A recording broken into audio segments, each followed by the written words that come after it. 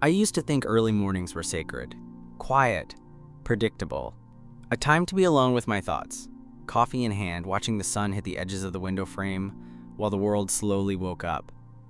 But that morning wrecked all of that, and maybe, in a weird way, gave me something I didn't even know I'd been wanting. It started with eggs, scrambled, slightly overcooked, just the way I liked them, which was weird because I hadn't made them.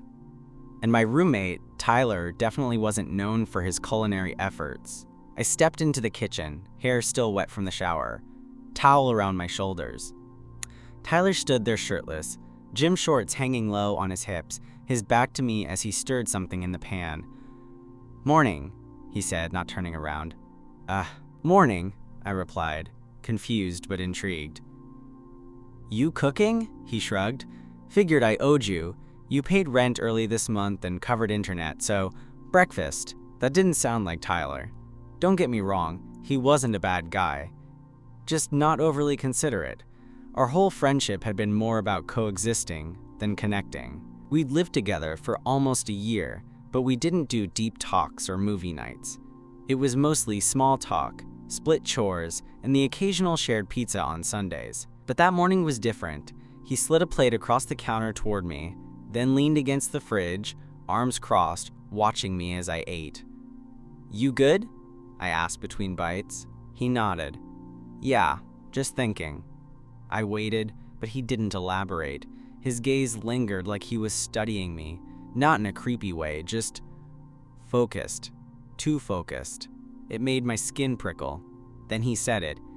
"You ever wake up and just not feel like yourself?" That caught me off guard. Tyler wasn't the type to drop philosophical bombs before 8 a.m. "Sometimes," I said carefully. "Why?" He looked down at his feet, then back up at me. "I had this dream. You were in it." My fork stopped midair. "Oh? Yeah," he said, running a hand through his messy brown hair. "It was weird. Not bad. Just unexpected." There was a pause, long enough for the air to thicken. I couldn't look away from him, and he didn't look away from me. Something in his expression had changed. Less guarded, more vulnerable. "You ever dream something that makes you question stuff?" he asked. I swallowed hard, heart picking up speed. "Yeah," I said softly. "I have." He gave a tiny nod, like he'd expected that answer. Like maybe he'd hoped for it. And then, like he hadn't just cracked open the morning like an egg, he turned back to the stove, rinsing the pan like nothing had happened. But everything had. The rest of that day was a blur. I couldn't focus at work. My brain kept looping that one moment. Tyler standing there like it was nothing, talking about dreams and questioning stuff. He never said it outright, but the weight of what he didn't say was louder than any confession could have been. Was it just a dream? Or was he trying to tell me something? I tried to push it aside, to chalk it up to one of those random things roommates say when they're half awake and moody. But the problem was, I didn't want to push it aside. By the time I got home that night, I half expected things to feel awkward between us, but Tyler was exactly the same, almost too the same. He was on the couch, feet up, watching some mindless cooking competition, shirtless again, per usual. "Hey," he said, glancing up as I dropped my bag. "Hey," I replied, trying to sound normal.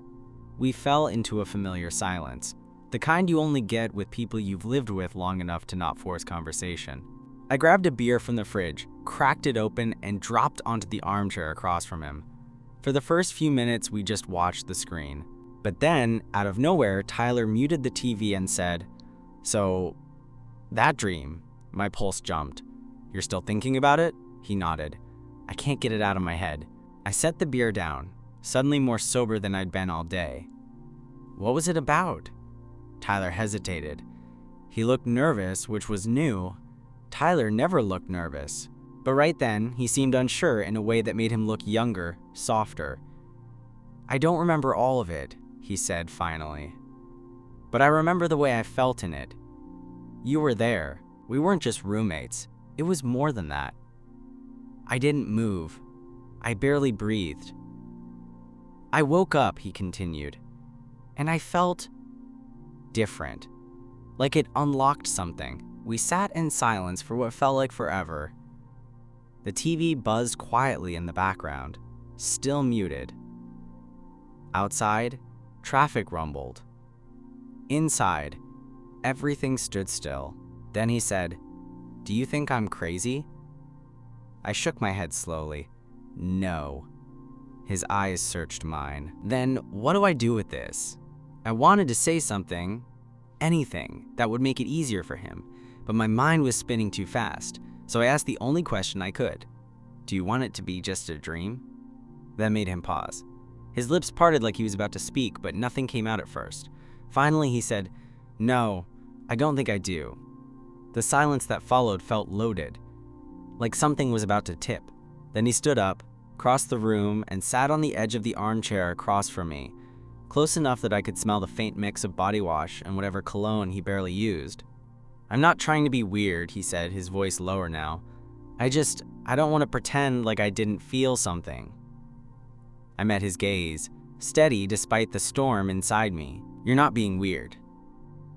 And just like that, the boundary we'd kept for nearly a year, unspoken, invisible, but solid, started to dissolve. We didn't touch, not yet, but that didn't mean something hadn't shifted. After that conversation, Tyler didn't go back to the couch.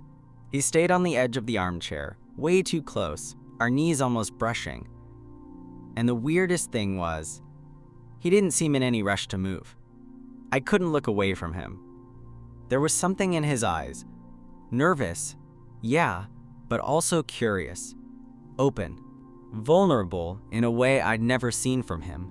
Not even after too many drinks or during those late-night roommate talks about exes. "Have you ever," he started, then trailed off. "Been with a guy?" I offered.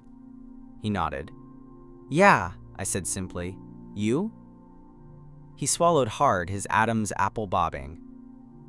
"No, but I've thought about it, more than I used to let myself admit." I didn't know what to say. It felt too heavy to joke, too honest to downplay. So I just sat with it, let the silence speak, let the energy between us hum like it had its own pulse.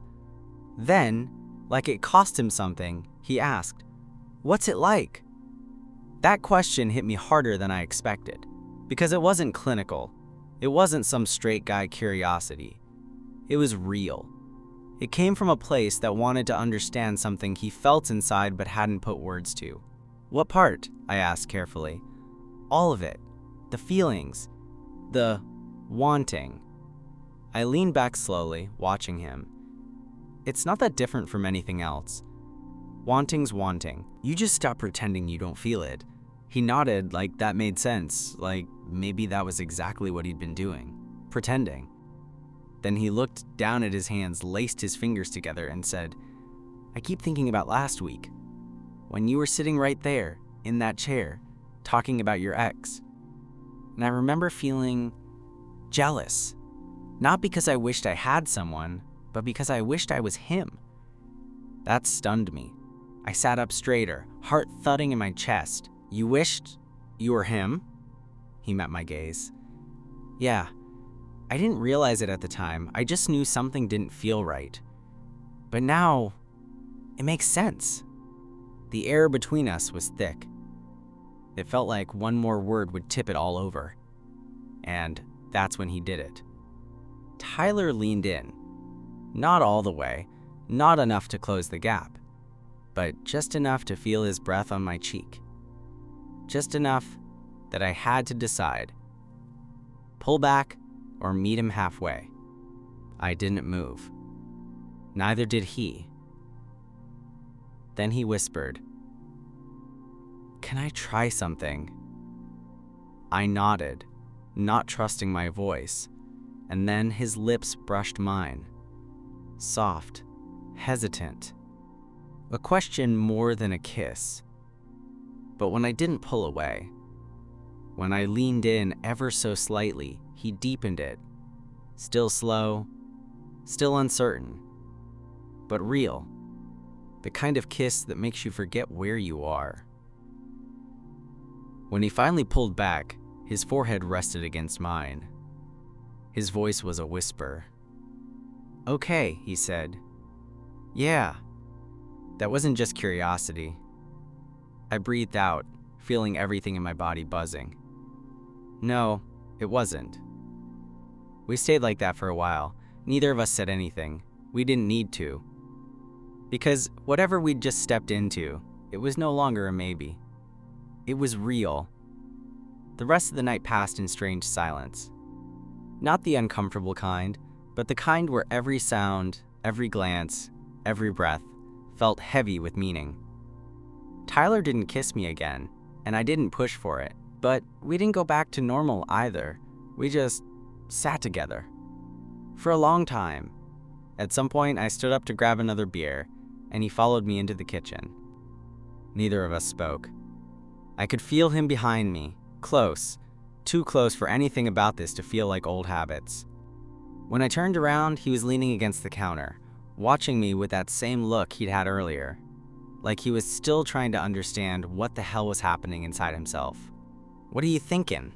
I asked, setting my bottle down. He was quiet for a second. Then, "I'm scared." "Of what? That I'll mess this up? That I'm not allowed to feel this way?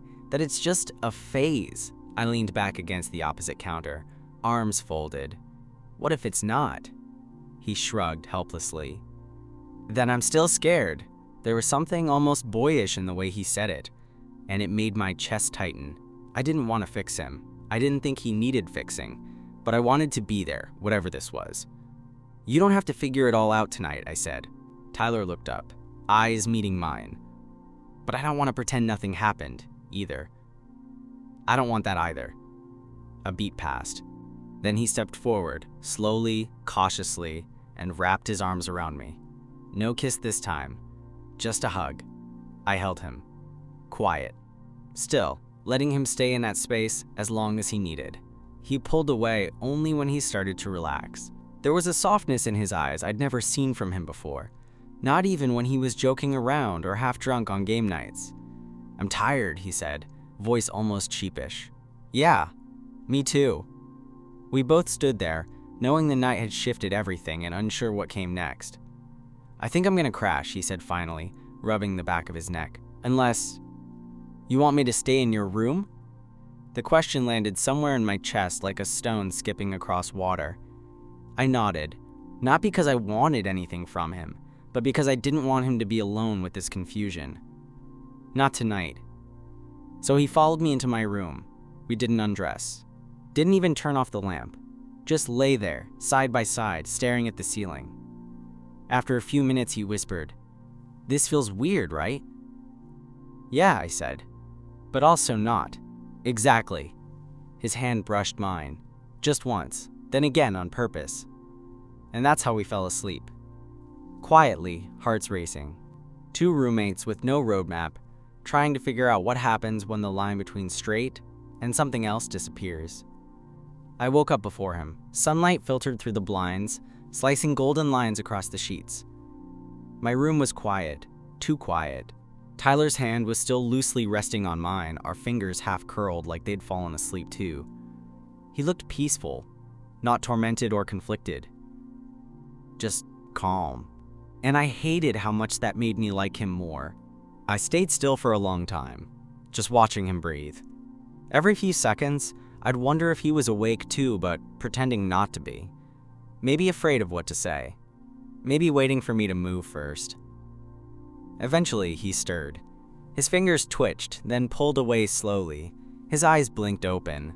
And when he looked at me, really looked, he didn't flinch. "Hey," he said, voice raspy. "Hey," a beat. "Did you sleep okay?" I nodded. "Yeah. You?"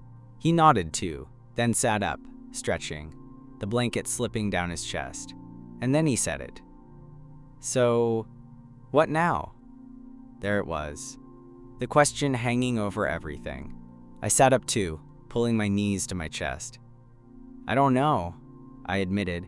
"We don't have to define anything right now." Tyler rubbed his eyes, his voice quieter now. "I'm not good at this kind of stuff. I don't even know what I'm feeling half the time." "That's okay. But I meant what I said last night," he continued. "That dream, Those feelings, they didn't just go away. They're still here. I'm just scared of screwing it up. You haven't screwed anything up. He glanced at me, eyes searching. What if I do? I gave him a small, tired smile. Then we deal with it. Together. He didn't answer right away, but he didn't look away either. We got up slowly, like we were afraid any sudden movement would shatter the fragile trust between us. I grabbed fresh clothes. He asked if he could borrow a shirt. We moved around each other with quiet care. But things weren't normal. Not really. That afternoon, we did what we always did on Sundays. Grocery run, laundry, meal prep. But everything felt heightened, charged. His shoulder brushed mine more than usual. He didn't sit at the far end of the couch when we watched TV, and every time our eyes met, it lingered. That night, we sat in the living room with the lights off, just the TV glowing in front of us, neither of us really watching. He turned to me, voice low. Can I ask you something kind of personal? Sure. Have you ever been in love with a guy? I blinked. That wasn't the question I expected. Yeah, I said. Once. He nodded slowly, taking that in. Then he asked, what did it feel like? I thought about it, really thought about it. Like wanting to protect something fragile, I said. Even when it didn't make sense, like seeing someone clearly, even when they were trying to hide. He went quiet again, eyes on the TV. Then he whispered, that's kind of how I feel right now. And just like that, I knew. This wasn't just a phase. By midweek, the quiet understanding between us had turned into something else. It wasn't just glances or casual touches anymore. It was the way Tyler lingered near me after brushing past. How he sat closer than necessary when we were both eating dinner on the couch. The way his voice softened when he said my name, like he was still getting used to hearing it in a new way. But we still hadn't talked about us. And I think we both knew it couldn't stay that way for long. Thursday night, I got home later than usual. Group project meeting that dragged forever. And when I stepped inside, the apartment was dark except for a single light over the stove. Tyler was at the table, earbuds in, hunched over something he was reading. He looked up when I entered, pulled one bud out, and smiled. Hey, I said, dropping my bag. He looked nervous, more than usual. His leg was bouncing under the table. I poured a glass of water, leaning against the counter. Everything okay? He hesitated, then nodded. Yeah, just been thinking. My stomach twisted. I set the glass down. About? Tyler leaned back in his chair, running a hand through his hair. About us. Or whatever this is. Here it was, the thing we'd been tiptoeing around for days. I like being around you, he said. More than I should, probably. I think about you all the time. When we're not talking, I want to be. When we're not touching, I want to be. And it scares the hell out of me. He looked at me then. Really looked, like he was laying it all out. I've never felt this way about a guy before. I don't know what to do with it, but I know I don't want to pretend like it's not happening. I crossed the room slowly, heartbeat thudding. I sat across from him, elbows on the table. You don't have to pretend, I said. He nodded, but there was still something in his eyes, like he was waiting for the other shoe to drop. I told my sister, he said suddenly. I blinked. What? About you. About me. I didn't even mean to. It just came out. I was talking about how things had been weird, and she kept pressing, and I told her. What did she say? He laughed softly. She asked if I was finally gonna stop being a coward. That made me smile. Sounds like a smart sister. Too smart. Another pause. He leaned forward. I want this, he said. I don't know where it's going, but I want to find out. There was something in his voice that broke me a little. Hope, fear, all tangled together. I reached across the table and took his hand. You're not doing this alone, I said. He squeezed my fingers, then let out a breath like he'd been holding it for days. Later, when we sat on the couch not watching TV again, he turned to me and said quietly, Can I stay in your room again tonight? Yeah, I said. And he did. This time, he climbed into bed like it was familiar. Like it was his place, too. He pressed his forehead to mine and whispered, "This feels real, doesn't it?" "It is," I said, because by then, it was. A week later, Tyler kissed me in public. Not dramatically, not in some grand declaration with a crowd, just a quiet, barely there kiss in the parking lot after we grabbed takeout. No one else was around, except for one girl sitting in her car, watching us in her rearview mirror. But Tyler saw her, and he kissed me anyway. That's when I knew something had changed. It wasn't just about what we were doing behind closed doors. It wasn't just two guys figuring out if there was something more than friendship in the shared glances and tension-filled silences. It was something Tyler had decided he didn't want to hide anymore. Back at the apartment, he barely put the food down before he was on the couch, pulling me down beside him, his head on my shoulder like it belonged there. "I told my mom today," he said, casual as anything. My chest tightened. "Yeah?" she cried, but not for the reasons I expected. I didn't say anything, just let him keep going. She said she was proud of me, said she wished I hadn't been scared to tell her sooner. And then she said something else. He turned to face me, eyes tired but light. She asked if he was nice. I told her he was more than that. I blinked hard, looked down. "I'm sorry I didn't figure it out sooner," he said. I think part of me always knew, but I was afraid that if I opened that door, everything would change. "It did," I whispered. "Yeah," he said, smiling. But not in the way I thought. We didn't talk about what we were now. We didn't need labels, not right away, but everything felt different, simpler, more honest. He'd reach for my hand when we were out, without hesitation. He'd wake me up in the mornings with his head buried under my pillow, stealing warmth. He started bringing me coffee before class and stealing my hoodies like it was a given. And one night, when we were watching a movie neither of us cared about, he turned to me and said, "I used to think I had to be a certain kind of guy. The straight, tough, got it all figured out kind. But then, you happened." I swallowed hard. "You wrecked my version of normal," he said, and I've never been more okay with it. I didn't answer. I just kissed him. Long and quiet, like a promise.